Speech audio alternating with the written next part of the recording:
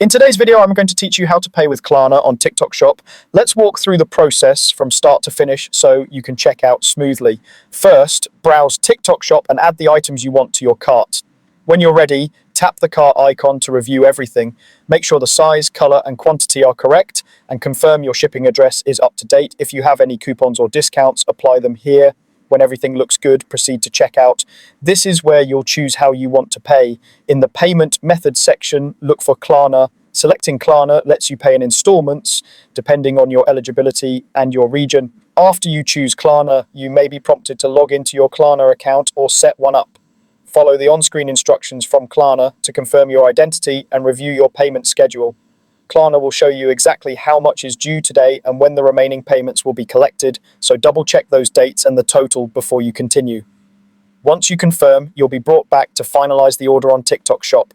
If you don't see Klarna right away in the list of payment methods, tap View All to show more options. Sometimes Klarna is tucked under additional payment choices, especially if you have several methods already saved.